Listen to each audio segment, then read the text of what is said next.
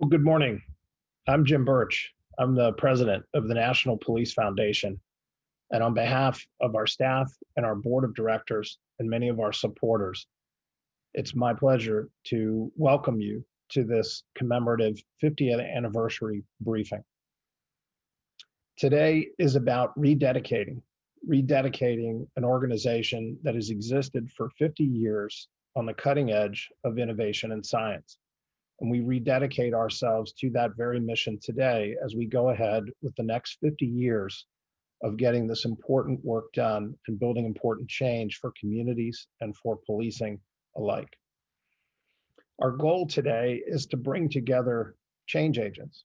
All of you who are registered and watching today, all of our speakers who are participating, all of our supporters who have been involved in getting behind this effort, we want to lay out a path for us to work together going forward for positive change and change that can be guided by something very important missing from the conversations today in many cases, and that's science. Science and innovation play a very important role in change that's needed, again, for communities and for law enforcement agencies alike.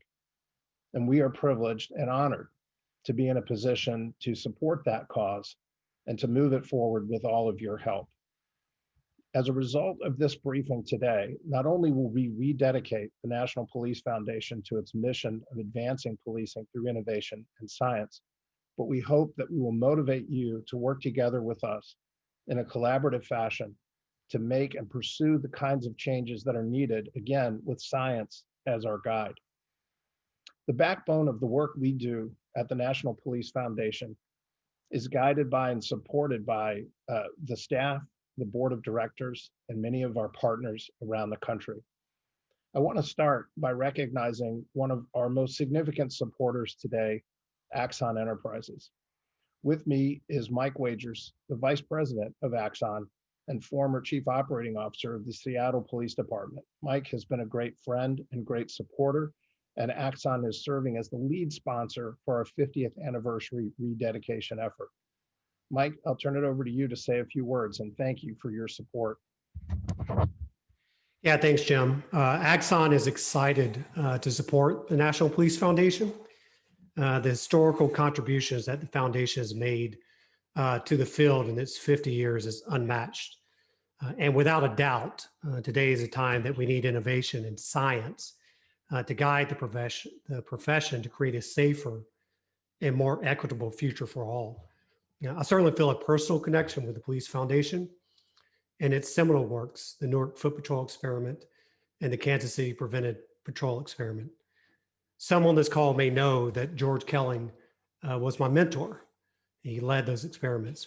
And I received my PhD while working under him. Getting to the ground and understanding what police do and what matters to communities was fundamental to my education as a young graduate student in Newark, and it still guides my work today. Without the Police Foundation, we would not have these early studies, and these are works that absolutely transform policing at a time like today when it needed transforming. There's also a deep professional connection that we have with the foundation. Former President Jim Bierman is on our AI ethics board. It's an industry leading board that has tackled some very thorny issues ahead of its time, like facial recognition. Jim and the board recommended not deploying facial recognition on our body cameras almost 2 years before other technology companies were forced to follow suit. They saw around the corner, something the Police Foundation is very good at doing. And this year we partnered with Jim Birch and the foundation at the beginning of the COVID crisis to deliver 1.25 million medical masks to over 8,000 law enforcement agencies as part of the Got You Covered campaign. This is something we are particularly proud of in a partnership that we look forward to doing more things with in the future. So on behalf of our founder and our CEO, Rick Smith, I congratulate the National Police Foundation on its remarkable past, and we look forward to supporting it as it goes forward, charting a course to once again transform policing. Thanks, Jim. Thank you, Mike. And not only thanks to you and everyone at Axon, but thanks to Rick Smith as well for all that you all are doing as a company to support the kind of responsible reforms that we think are very much needed. And your thinking ahead and your critical thinking around AI and ethics really demonstrates how Axon is different and is an important player in this discussion about reforms in policing. We support you and we appreciate all of your efforts. Mike mentioned the history of the Police Foundation, and he shared how important George Kelling, once our director of research, was to Mike and his educational pursuits or academic pursuits. The Police Foundation has been very fortunate to have a number of prominent individuals involved in its history. One that you're about to hear from now, Dr. Elsie Scott, who was one of our longest serving board members, served with us from 2009 to 2018, and today serves as founding director for the Ronald W. Walters Leadership and Public Policy Center at Howard University. Dr. Scott is not only serving as the founding director there, but in the past, as I mentioned, served on the Police Foundation's board, also served as president and CEO of the Congressional Black Caucus Foundation, and as executive director for the National Organization of Black Law Enforcement Executives, which played an important role in our history at the Police Foundation, as you're about to hear from Elsie Scott as she walks you through 50 years of history at the foundation. I am Elsie Scott. I'm the director of the Ronald Walters Public Policy Center at Howard University and a former board member of the National Police Foundation. The Police Foundation was founded 50 years ago in 1970. Its founding came in the aftermath of the uprisings in many cities and the release of the Kerner Commission report that found that one of the precipitating factors for the uprising was the allegation of police brutality or misconduct. The report identified societal problems besides police brutality that would need to be addressed if crime were to be reduced and relations between the police and urban residents were to be improved. It was envisioned that the Police Foundation would improve the capacity of police departments to execute their crime-fighting responsibility and to improve police-community relations. In its first decade, the Police Foundation began its groundbreaking research on women in policing. The first study found that there was little objective research available on police women. The second study generated useful information because the Metropolitan Police Department of Washington, D.C. had hired enough women to study their performance on patrol. NPF's National Symposium and landmark study, Police Women on Patrol, promoted women as legitimate providers of police services by demonstrating that they could be at least as effective as male police officers in many policing activities, despite being considered less competent by male supervisors and administrators. In 1976, the NPF established the Police Executive Research Board, better known as PERT, to improve service delivery through strong leadership, public debate, research, and policy development as a membership group for law enforcement executives. The majority of the people in attendance voted to change the agenda and form an organization of Black law enforcement executives. Out of that meeting came the founding of Noble, and Hubert Williams was elected as first president. Hubert Williams would later serve as the longest-serving president of NPF. Since its establishment, the NPF has led many of the most influential policing studies, experiments, and policy initiatives, including several landmark research studies testing the effects of preventive patrol on crime, examining the effectiveness of foot patrol on reducing crime, and community perceptions of police and safety, examining domestic violence, and testing the impact of different police shifts on patrol officers and identifying fatigue as a major concern in American policing. Throughout its history, the NPF has focused on issues of abuse of authority, corruption, and ethics. In 1983, ABSCAM Ethics, Moral Issues and Deception in Law Enforcement was produced to examine ethics in investigation and undercover operations. In addition, the NPF provided an amicus brief to the U.S. Supreme Court in Tennessee versus Garner, in which the 1985 decision upheld Fourth Amendment protections for fleeing suspects if they were not armed or dangerous. In the 1980s, NPF provided leadership in founding the Law Enforcement Steering Committee. This group was designed to maximize law enforcement's voice in Congress. The Law Enforcement Steering Committee engaged with Congress to advocate for responsible policing practice, sensible gun legislation, and legislation to enhance public safety. NPF has also worked with hundreds of police agencies and communities to provide technical assistance to improve efficiency and professionalism of policing practices. In 1992, NPF provided recommendations to the Los Angeles Police Commission on how to balance First Amendment rights to protest with the safety of the protesters, the community, and the police in response to the protests that resulted from the acquittal of police officers in the beating of Rodney King.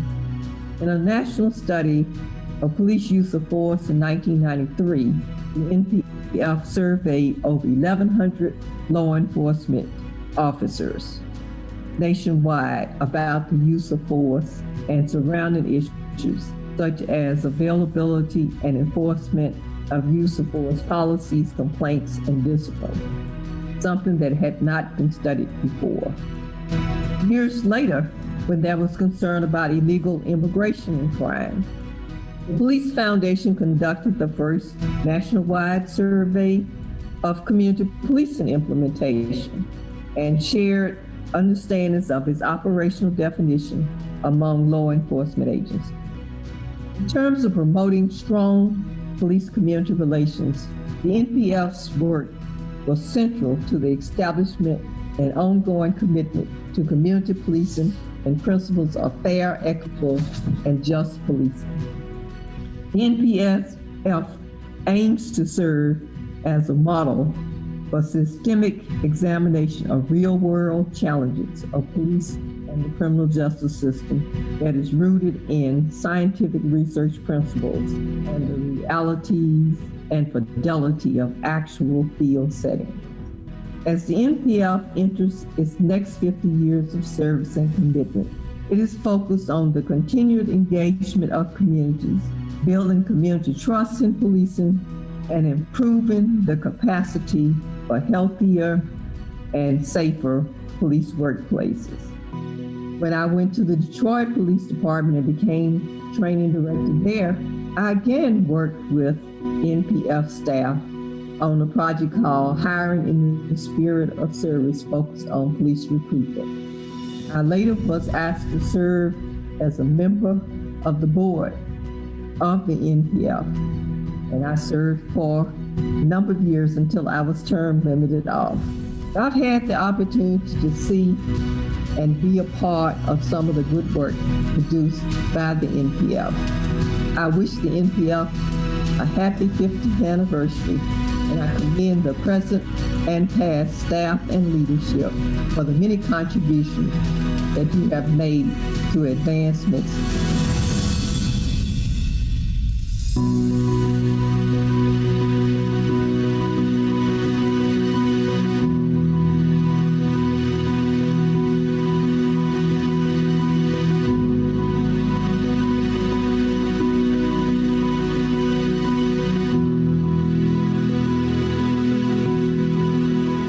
Thank you to Dr. Scott for managing to cover 50 years of Police Foundation history in just a few minutes. A couple of things about that video. One, you saw at the end there a 40-foot wall timeline of our history.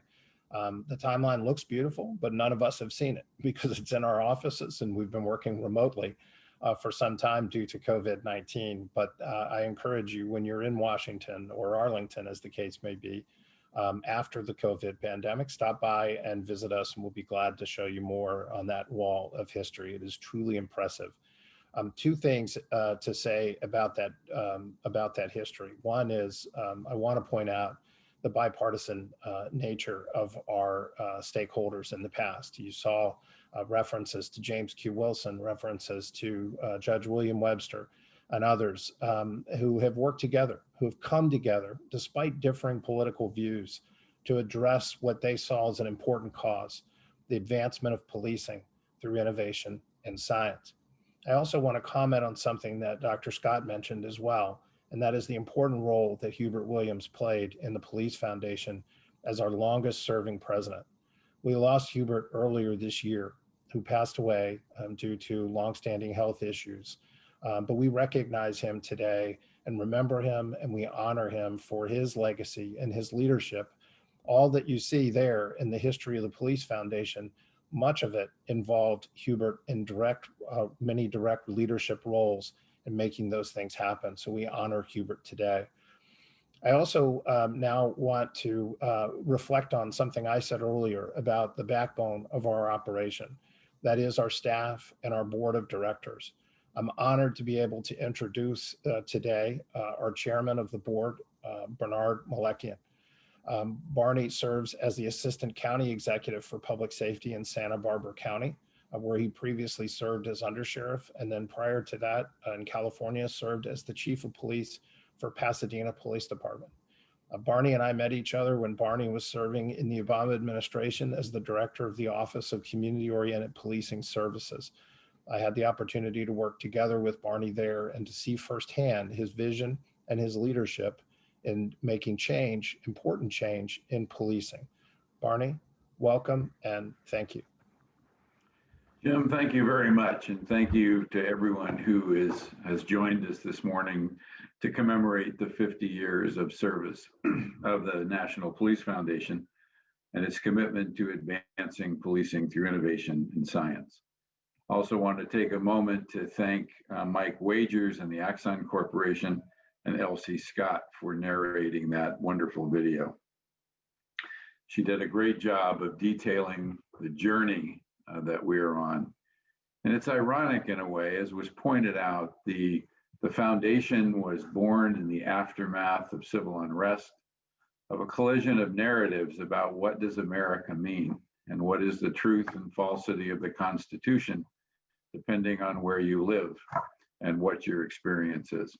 And the foundation has recognized for quite some time that at the core of all constitutional issues are the role of the local police and how law enforcement interacts with those communities. When I was at the Harvard executive session a few years back with Chief Ramsey, among others, we strove to answer the question, what should policing look like in the 21st century? And I'm not sure that we ever satisfactorily answered it. In fact, I would argue that we are probably still trying to answer it today, in the sense of, as we look at the unrest that grips our country at the moment, it really is about what is the role of police in American society.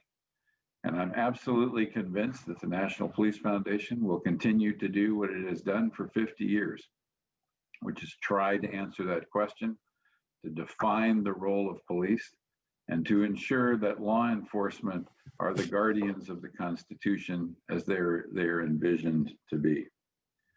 You will hear later on at the end of this program a commitment that the National Police Foundation is making to take the theory of advancing policing through innovation and science and translate that into a very practical reality. And President Birch will expand on that later in this program. I close with a story that struck me a long time ago, that as the original founders were finishing the process of designing and writing the Constitution and putting it into making it reality. That Ben Franklin was sitting in a chair in Founders Hall, and on that chair was a half sun. And someone asked him whether or not it was a rising sun or a setting sun. And he is alleged to have said that time would tell what the reality of that was. The National Police Foundation, the people that are on this panel, and indeed, I suspect all of you in this audience are committed to this notion that that sun continues to rise. Thank you for the opportunity to be here today. Thank you for participating. I'll turn it back to President Birch. Thank you, Chairman Mulliken. We appreciate those words, and we do believe that the sun is rising. We do believe that out of the circumstances we find ourselves in today, we have the opportunity to make change, and that's what the rest of this broadcast will be dedicated to. What we'd like to do now is to share with you some of our strategic priorities going forward. We spent the better part of 2019 preparing for what comes next, for thinking about what we want and need to accomplish in our 51st and years beyond. And we arrived at a set of priorities. And our goal today is to share those priorities with you and to share with you our perspective on those priorities, as well as some of the things that we're doing today to address them. We want you to see with us why these priorities are so important in our view, and also to understand and to appreciate the impact that each of these priorities has on our communities. The priorities you're going to hear about include improving trust between law enforcement and communities. And we're not talking about communities overall. We're really talking about the communities most at need for law enforcement support, the communities that face high crime, low income, for example. This is an area of critical priority for us, as well as building healthy police organizations, maintaining healthy police organizations, officer safety and wellness, and understanding the impact that gun violence has and how law enforcement agencies can improve their response to gun violence. And last but not least, understanding deadly force and how we can prevent or reduce the need for deadly force in American policing. You're going to hear from many of our partners, our board members, our staff, and our associates. They are all part of this solution. This is not something the Police Foundation can or should do alone. Our goal here again today is to invite you to work together with us to address these priorities together, these shared challenges that we have going forward. Our goal here is to promote change and to preserve the idea that we can advance policing through innovation and science. We do not subscribe to binary notions of no police or more police. In fact, what we believe is that policing is an important part of the American democracy and an important part that is worth preserving, worth changing, worth advancing, and that our communities need this and our communities want this. And that is our goal as an organization. We hope that the video you're about to see will help you come together with us around these critical priorities. So without further delay, we'll share with you our priorities.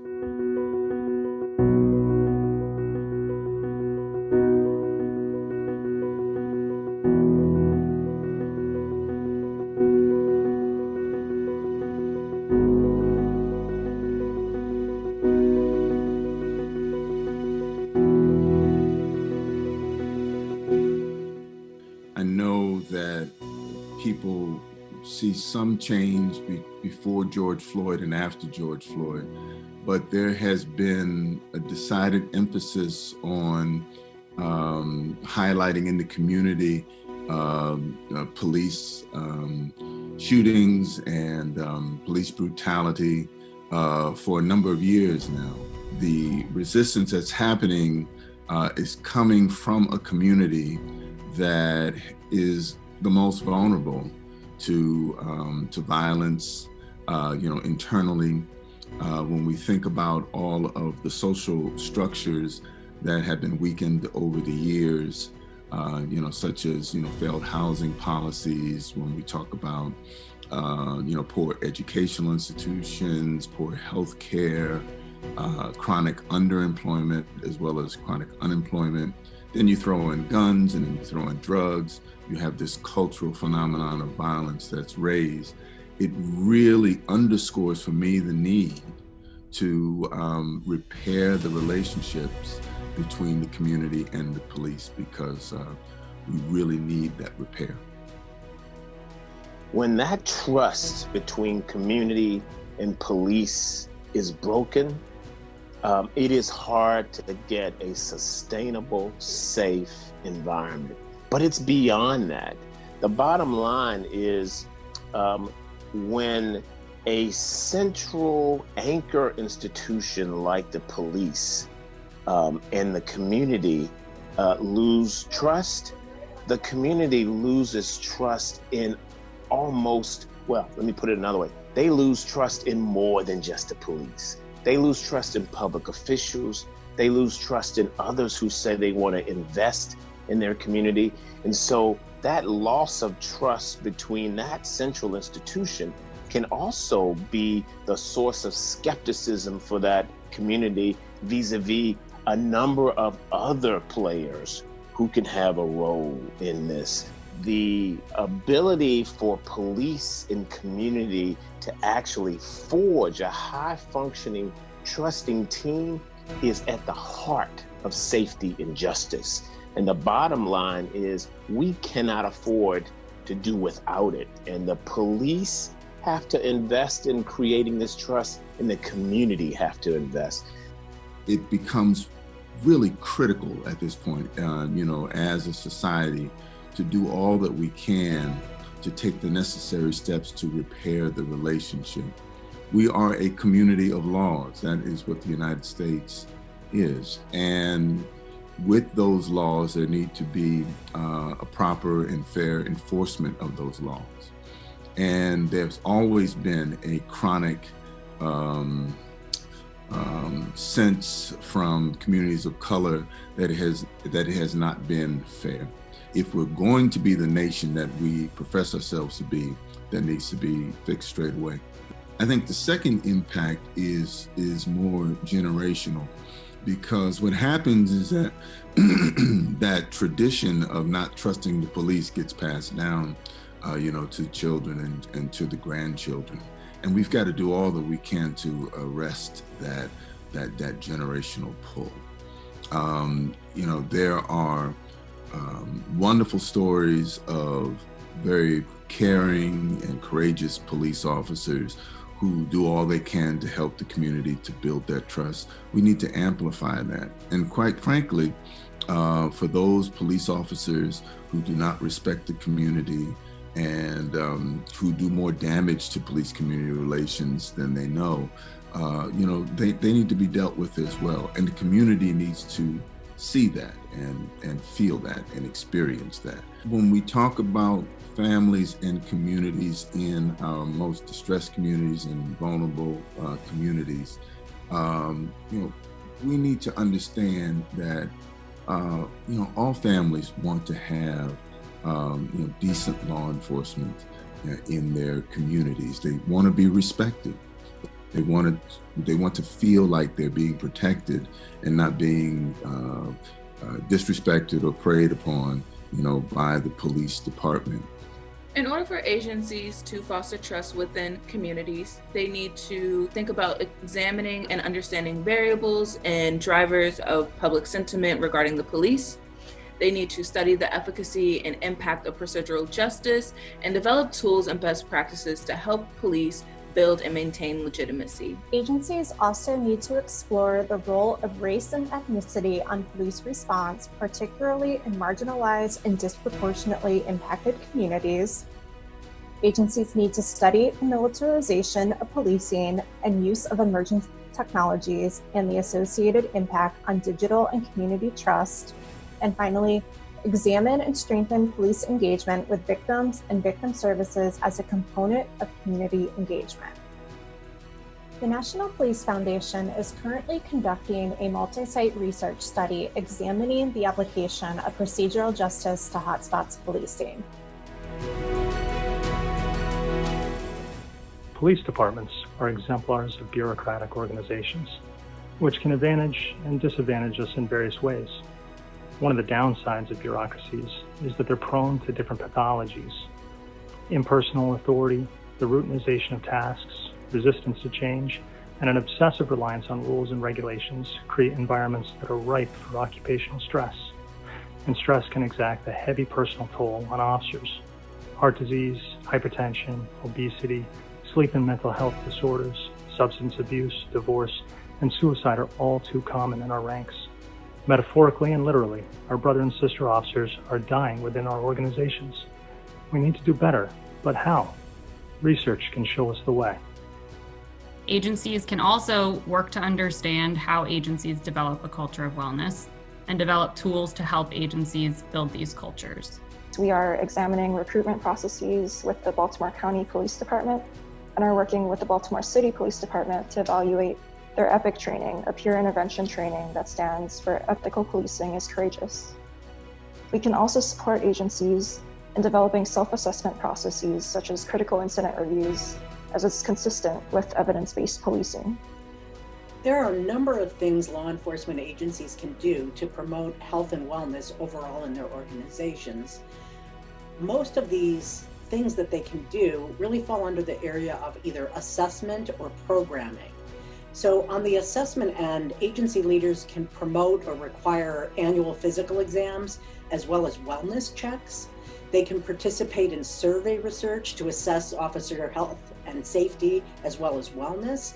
And we do that at the National Police Foundation by having a data research platform that allows us to survey officers within agencies about these topics. Finally, agencies can also implement early identification and intervention systems that are designed to identify those who might be at risk, either physically, mentally, or even emotionally. And that is often demonstrated through various behaviors on the job or through performance-related indicators. Critically important that law enforcement leaders and really elected officials embrace cultures of wellness, and that wellness has to be a holistic approach that looks at the physical wellness of their employees as well as the mental health factors, right?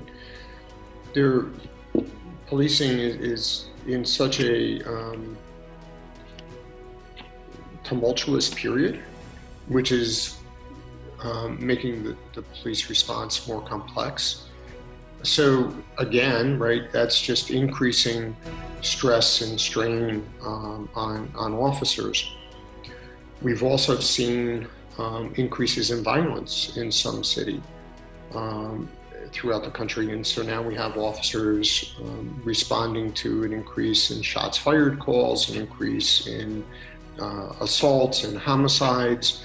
We've seen an increase in domestic violence calls, which are in themselves very difficult situations to handle. Probably not, I don't think we're providing the level of training that's necessary for officers in terms of what they're experiencing in today's environment. I'm not sure that we're doing that even in terms of what they're seeing in their routine activities. I don't think there's enough conversation and training around the importance of sleep, the importance of good dietary practices, the importance of exercise, the importance potentially of really engaging their peer support teams, their mental health, their EAP options. And I think we have to get better at that, right? If we want our officers to engage in really solid community policing endeavors that are challenging in and of themselves, we have to be thinking about how do we keep our officers healthy, how do we keep them whole, and how do we put tools on their belts that assist them in highly stressful situations to de-escalate and really to be peacekeepers, right? That's really the fundamental practice of policing, is to be keepers of the peace. But in order to be keepers of the peace, you have to have a sense of peace within yourself. We as a law enforcement community, we focus a lot on fatalities. We know quite a bit about them. There are multiple systems, and they really do a good job of collecting that fatality data and reporting on trends. We have a pretty solid understanding of what is killing our cops and where those hazards are. On average, approximately 165 on-duty fatalities occur every year among U.S. officers. Now keep in mind, this number does not include chronic diseases, which we know are prevalent among our officers, nor suicides. The leading cause of death on the job for police vacillate between motor vehicle crashes. When we talk about an injury that was serious enough to require the officer to be away from his or her job for at least one day, police actually have the highest non-fatal injury rate of all U.S. workers. And when we look at even more severe on-duty injuries, those that might have required the officer to visit an emergency room department, those injuries are actually 3 times higher among police than the average U.S. worker.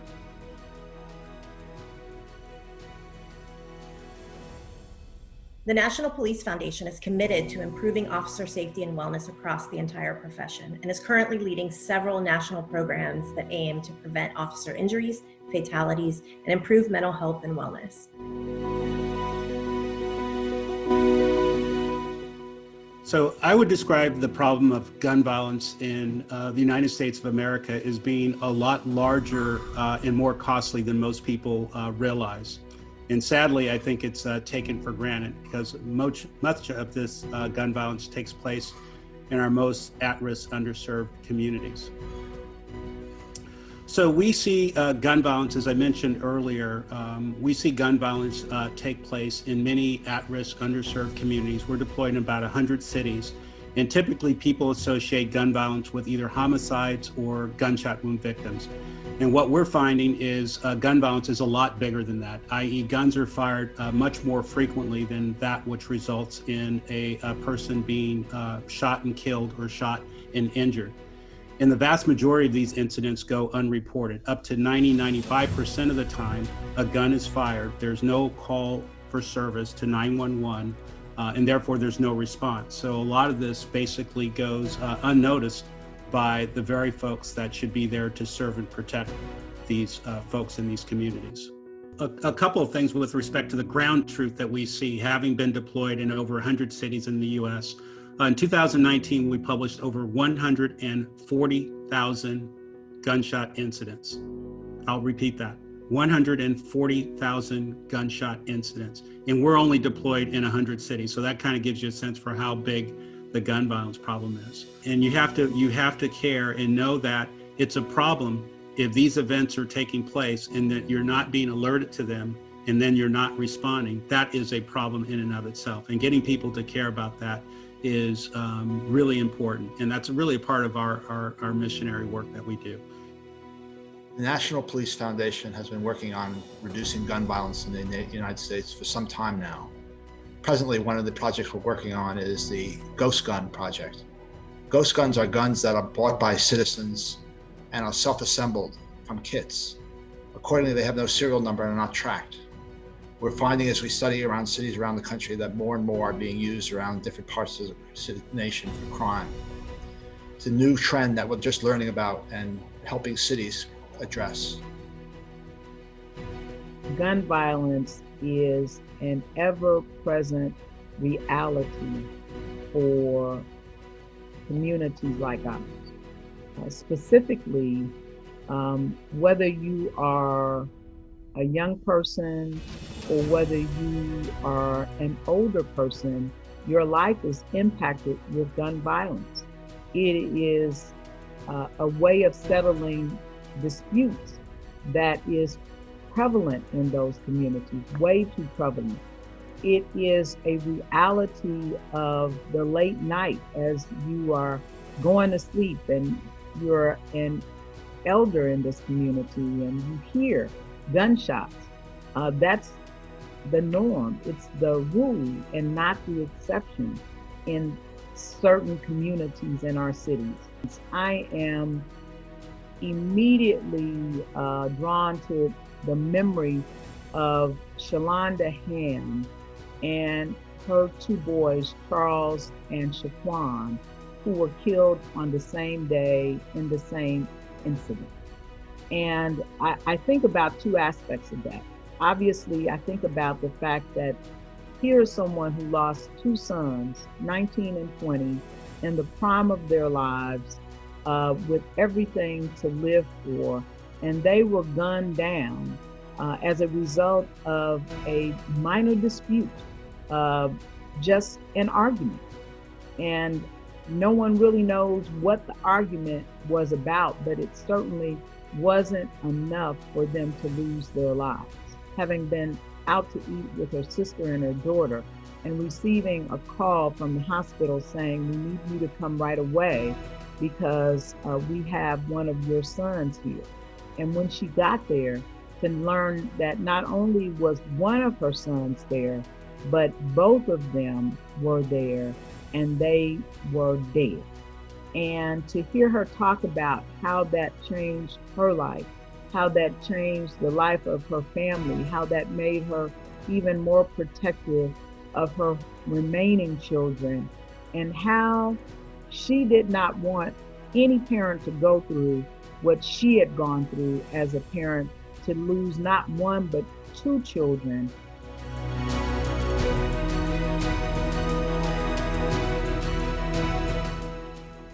We're here today because we want every Phoenix police officer and every member of our community to come home safely. Our goal is not only to lower the number of officer-involved shootings, but to build a safe place to call home and improve trust in our community. I believe these things all go hand in hand, and we have to do better. There are a variety of things that we can do right now to reduce the need for deadly force. Existing research has demonstrated that the use of force is associated with individual, organizational, situation, and environmental characteristics, and all of these things play a role in understanding both how much and how frequently force is used. What we know less about is how all of these various dimensions of force, or various dimensions, work together to influence how much force is used.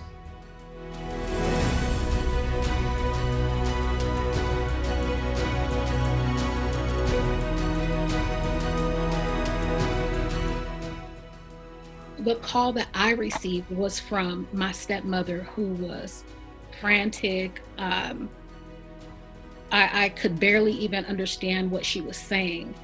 I was a 20-year-old who, in the wee hours of the morning, was awakened out of my sleep to a woman who was just all over the place. And all I hear is police, your dad, get here. And to arrive to a scene where I was denied access, where I was poorly treated by Stockton police. As I was sitting here, I felt the need to share that part because that's what I came into. That was my response to a phone call that was made specifically to me.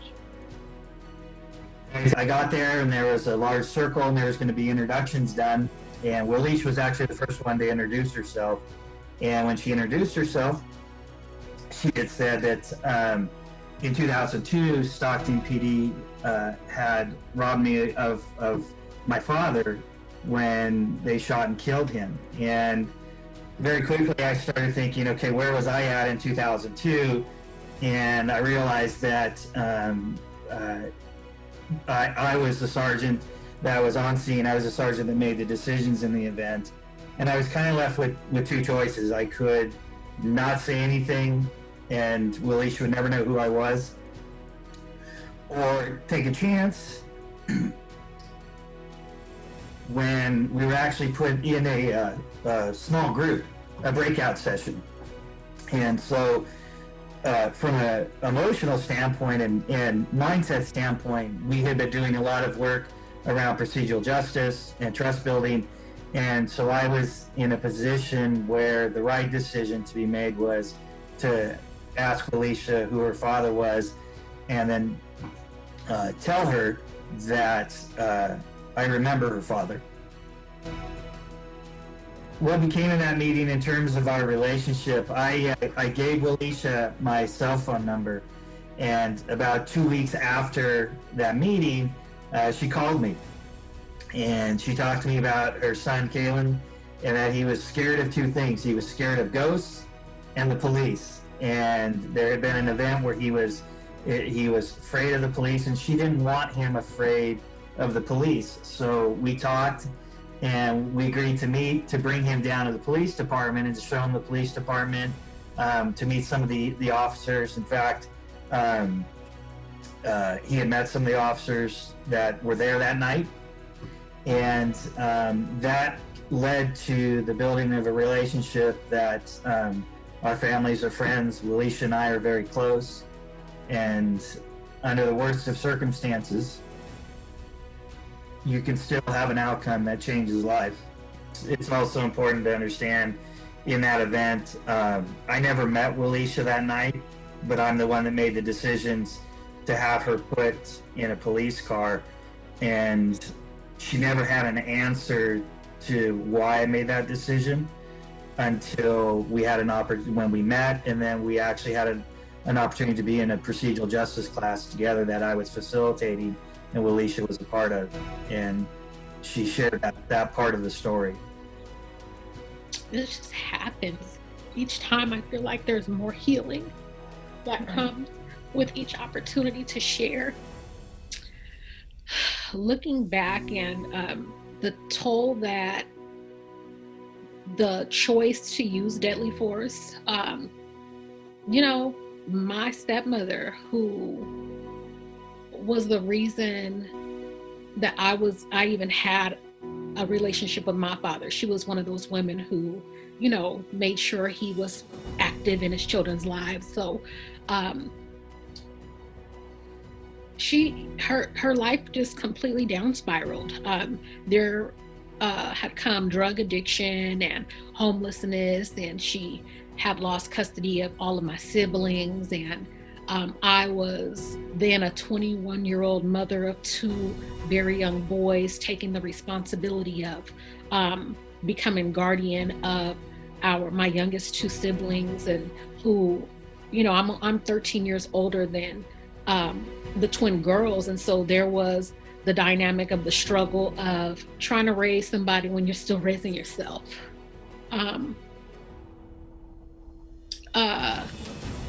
Being a person who was raised in the streets, so to speak, there is this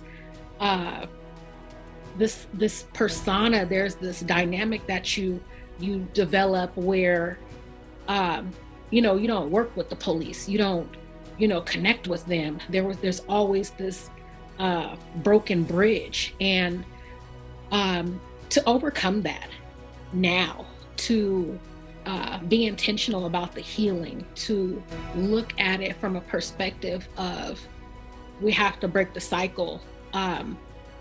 In the beginning, of course, there was the heartache, there was the pain, there was the mistrust. There were so many unanswered questions to March 27, 2002. And those answers didn't come until 14, 15 years later, when Scott and I just happened to show up at the same small event. The toll was and is still devastating. There is beauty in it as far as the work Scott and I have been able to do together, as well as build a bond and a connection and share. Again, there's so much healing in that, but I would be lying if I said there has not been complete devastation. I've watched my stepmother and my siblings' lives unravel in the worst ways. And there's a lot of stuff that I had to process and go through. I'm a mother of 6 Black boys, and that's always important for me to share because of what's going on with our young Black men when it comes to the police. It's scary as hell. It's scary. They're getting older. My oldest son is 22. And, you worry. I have 3 sons now who are all of driving age. I worry. Sit up, adjust your seat, make sure your seatbelt's on. Don't ride with, a bunch of your friends. Those are the talks that you have to have as a Black woman to your Black boys.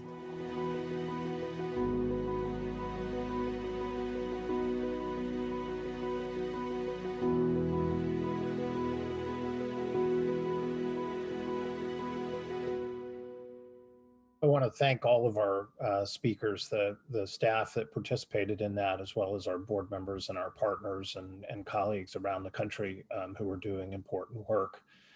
As we think about those priorities, many of them are going to require substantial reforms to be able to really make change in. As we thought about this broadcast and having a discussion about reforms, I couldn't think of two better people to bring in live with us today. Commissioner Charles Ramsey, who retired from the Philadelphia Police Department and previously Chicago, as well as Washington, D.C., and Laurie Robinson, who served as the Assistant Attorney General for the Office of Justice Programs in the United States Department of Justice, not once, but twice. And both Laurie Robinson and Commissioner Ramsey worked together as co-chairs of the President's Task Force on 21st Century Policing, which concluded just about 5 years ago. So welcome to you both. Thanks for being with us. Thank you. Thank you. Laurie, there's a lot of discussion today about reforms, policing reforms that are needed. Are the kinds of reforms being considered and talked about today, are they sufficient to actually produce both meaningful and sustained changes in policing, in your view? No, I think generally that they're really not sufficient in many cases. A lot of the reforms that are being considered by legislatures, for example, are certainly well-intentioned, but a lot of them are fairly narrow. They're zeroing in many cases on problems that have been in the public eye because of some of the tragic events that have occurred. For example, banning chokeholds or banning no-knock warrants. But they don't really address comprehensively some of the areas that need very in-depth attention. So it's good that there are a lot of states that are either passing legislation or considering legislation. We've seen, for example, Colorado, Iowa, New York, Connecticut in recent months passing new laws. And certainly there are hundreds of local jurisdictions that are either passing or considering measures. But I actually think, Jim, that the presentations that we just watched really underscore the need for comprehensive, in-depth attention to these issues, to look at them in a very systematic kind of way. And I think that's really echoed in the way that the foundation is looking at these things in your strategic priorities. So an example would be to look at deadly force in a very comprehensive fashion, to look at the science rather than just zeroing in, for example, on chokeholds. Another example, and I think your video really touched on this very comprehensively, about the whole issue of rebuilding trust between communities and law enforcement, and the way that the president of LISC, Maurice Jones, talked about how loss of trust with policing really translates to communities losing trust more broadly in public officials generally, shows the importance of this issue. So we really need to tackle an area like that head on. And it's going to be so crucial to really repairing problems with policing more broadly. I think this is where the work, Jim, of your new Council on Policing Reforms and Race can really make a real contribution. Yeah, thank you, Laurie. Agreed. And I think your point is well taken, that a lot of the reforms talked about today, it's not that they shouldn't be implemented, right? Many of them are probably good things to do, but they are not that systematic, comprehensive change that I think is really called for. Correct. Commissioner, from the law enforcement perspective, what is the most immediate and pressing challenge that that agencies really have to face with regard to policing reform? Well, first of all, congratulations on the 50 years of great service and impactful service. It's really remarkable when you see everything that the Police Foundation has accomplished during that period of time. So my hat's off to all of you at the foundation, past and present. I think the very first part of your video captured it all, building trust. Without that, you can't do anything else. And so I think back to when Laurie and I first started talking about how we would go about trying to fulfill the president's request to come up with a comprehensive document outlining, changes in policing needed in today's world. We thought about 6 areas, and again, we had some serious time constraints, so we couldn't touch everything. But there were only 2 that we really thought about putting in any kind of order. The first was building trust and legitimacy. The very first area that we decided to tackle was that. And why? Because it matters just so much, and it's not rebuilding. There are some communities that was never there. I mean, I think back to when I started my policing career in Chicago in the early 1970s. There were communities that we would go into where you could cut the tension with a knife. I mean, it was just that bad. And so all this talk about no snitch and so forth, that's not new.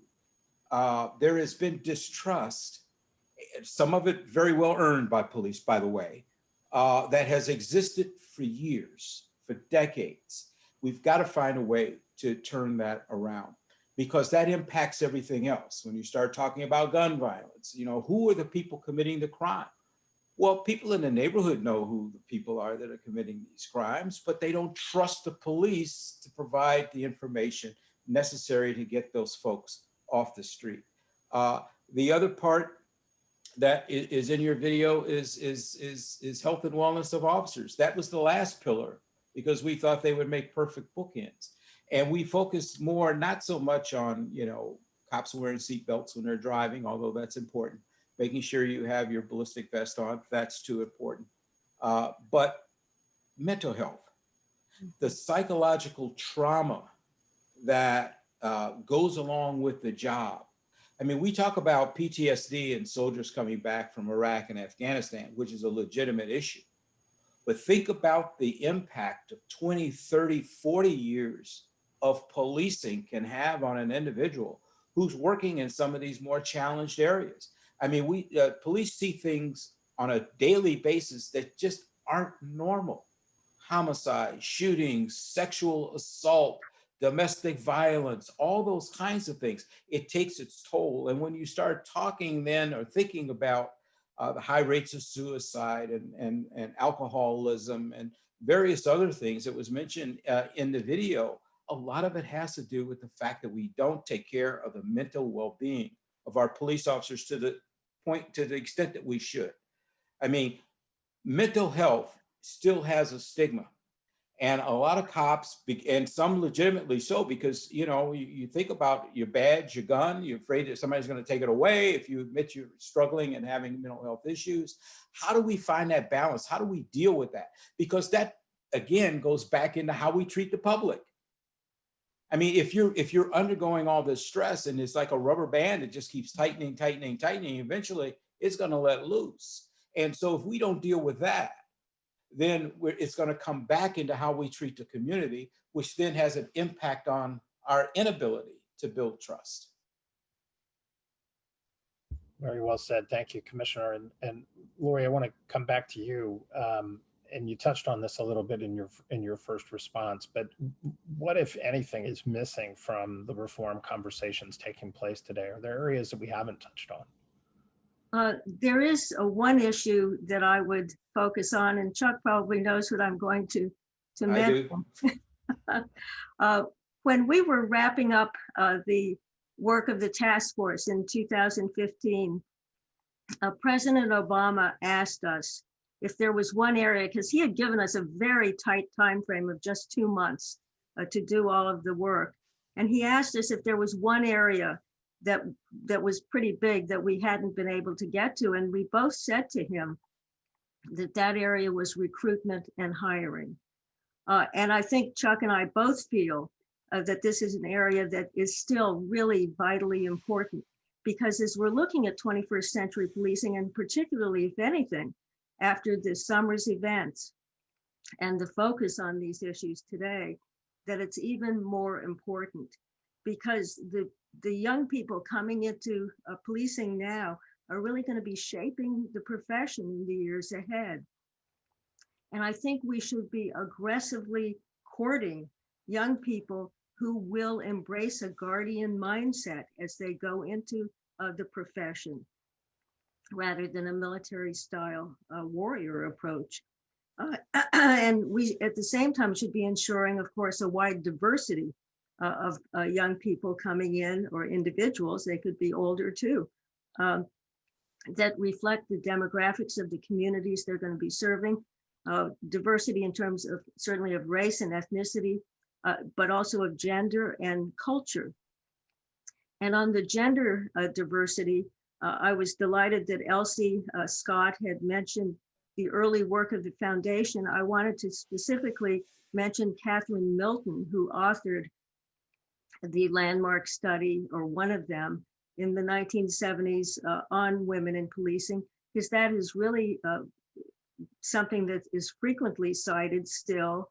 She's somebody I later hired at the American Bar Association and has been a friend ever since, and I think has continued to speak on this issue over the years, citing her work for the foundation. But we need to keep in mind that women still make up just 12 to 13%, as you know, of police ranks. And that's a number that's remained static over the last 20 to 25 years. So that's something that we really can work on. And research tells us that women are better at de-escalation of events. They have fewer civilian complaints and are less likely to use excessive force.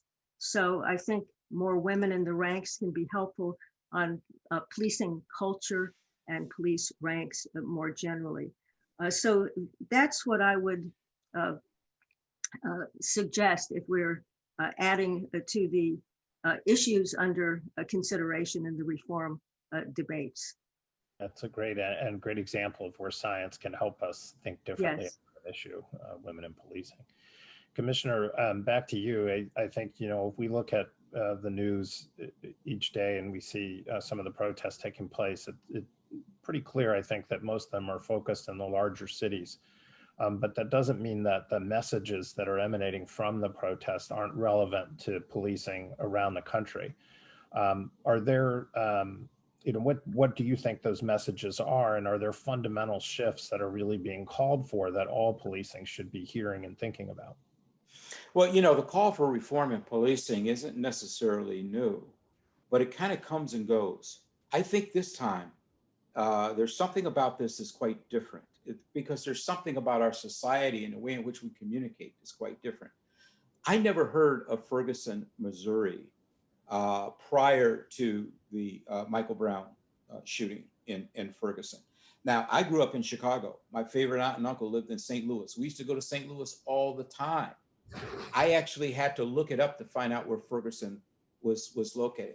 Who would have thought that a police department with 50 sworn members would have changed policing in the United States? But it did. Why? Because of social media, because of the world we're in now and communication, because it doesn't matter any longer where something occurs. It's going to have a ripple effect throughout policing across this country and indeed around the world. And so we have to come to grips with that. We have to see ourselves as a profession, all of us together, because collectively we sink or swim. And so there is a need for reform. And it's not, LAPD, yeah, they need to be the ones to change. Chicago, oh, yeah, they need the ones to change. Everyone needs to look at their own agency and be very proactive and taking a look at where are we now? How are we providing police services? Does everyone really like us as much as we would like to think they do? I mean, we need to really ask ourselves very hard questions and take action against those police officers that discredit the entire profession through their actions.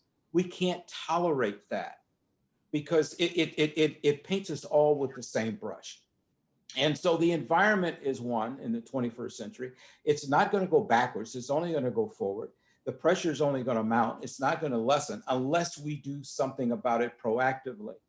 And it shouldn't take civil unrest to make us realize that. But maybe that can be the springboard to spark, to really drive forward the kind of change that's necessary. And Laurie mentioned recruitment and hiring. That is critically important. In fact, I would argue if the two of us were having that same conversation about what areas we would focus on, recruitment and hiring would probably have been included, knowing what we know now, just how important it is, because that's who's going to represent the profession 20, 30 years from now. The people we hire today are the police chiefs of tomorrow. And so we need to think about that. Just real quickly, the messaging we send out has to be consistent. We talk about guardian mindsets. We talk about having positive relationships with communities and so forth. And I was, one of the people, talking about that sort of thing until I went back to my agency and I asked them to show me the recruitment video we were using. What were we showing on that video? The SWAT team, bomb squad, helicopters, all the type A personality stuff that attracts folks. And not to say that, there's nothing wrong with people that really are on the aggressive side as long as it's controllable. But I mean, we say one thing and we do another. And so you've got to have people with that balance. Yeah, you need that guardian mindset, but you still need that cop that's not afraid to run into a bad alley behind a guy with a gun. And so where's that balance, and how do you train? How do you get people with the right psychological makeup to be effective policing in the 21st century? That's the challenge. And I think it's probably the biggest challenge aside from building trust. It's a great thought. I appreciate you both sharing those perspectives, and thank you both for being with us here today and helping us to really think about reforms as we go forward. I want to shift a little bit, and as we bring our program to a close, I want to share with you a decision that we've made with the support and direction of our board of directors to pursue more comprehensive reforms that address some of these issues specifically that we've talked about. And so I want to tell you about first something that we announced a couple of weeks back. It's a very significant effort for the foundation called the Council on Policing Reforms and Race. Now, as you know from the conversation that we've just had, there have been other conversations about reform. I think what's different about this particular conversation that we're proud to support is that it brings together leaders from across the country, co-chaired by Congresswoman Val Demings from Florida, herself a former police chief, but member of the House Judiciary Committee in the US Congress, as well as Professor James Foreman from Yale University, an outspoken advocate of reform in policing. Both of these folks have agreed to co-chair this council that is largely an African-American led council that will use science or the absence of science to raise important questions about how we can reform policing in ways that not only improve the effectiveness of our profession and this idea of public safety, but also reduce the racial disparities that we see produced as a result of some of the strategies and tactics that have long been a part of the profession. At the same time, we've made a commitment to establish a visiting scholar on police, race, and crime. That visiting scholar is Dr. Andrea Headley from Georgetown University, who we'll have with us for at least the next 2 years to help us examine the issues of policing, race, and crime, the nexus of those three things in all that we do within our research focus, but also to conduct important research on these disparities as well so that we can guide some of these reform efforts. Our board also, as part of this initiative, approved multiple research studies that we will undertake, in fact, have already started. The first will look at and extend other research that's been done that explores the relationship between labor agreements or union contracts in some cases and police management and outcomes.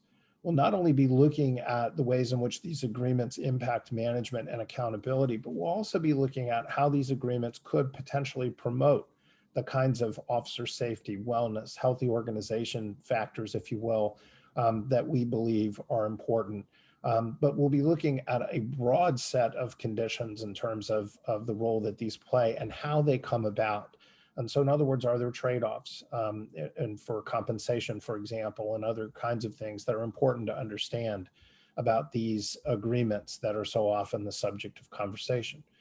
The next study that we have also begun is to really try to understand quantitatively what the difference is in civilian oversight entities when they are in place. Can they actually have an impact on police policy in organizations? And so we'll be evaluating and asking that important question.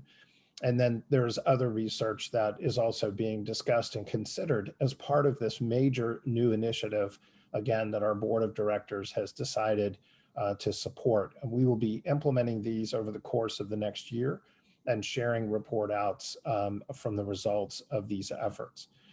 And now I want to turn over the floor, if you will, the virtual floor, to Tamara Martin. Tamara is our Director of Development and Marketing at the National Police Foundation.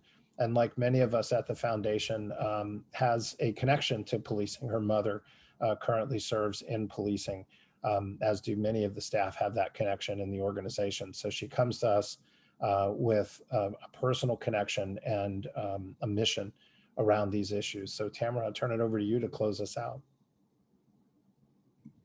Thank you so much, Jim. Good morning, everyone. And now that you've heard about the critical initiatives that NPF is working on during our 50th anniversary and well into the years ahead, it's time to take action.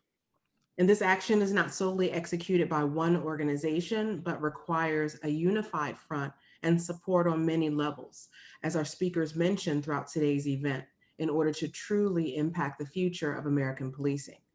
As this event comes to a close, I'm happy to announce the $1 Million Pledge. With $1 million in support from NPF's Third Decade Endowment Fund, we were able to establish and begin the initiatives that Jim just mentioned. However, the implementation of this timely work relies on our dedicated partners as well, because you are change agents along with us.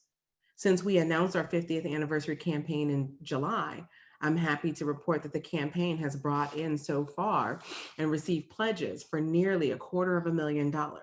This includes donations from our corporate sponsors, members of our board of directors, and business advisory board.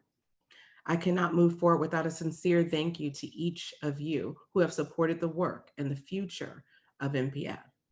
The need is great and far beyond the commitment that we've received, and we're following up with you in hopes of collaboration. You'll receive a personal email from me soon to recap the priorities and next steps discussed in today's event. Our celebration will continue well into next year as we culminate with a recognition gala and award ceremony in New York in the fall of 2021, COVID pending. Again, thank you for taking the time to join us virtually today, and we look forward to our work ahead with you. Let's transform and advance American policing together. Have an amazing day. Thank you all. Thanks to all. Have a great day, great week.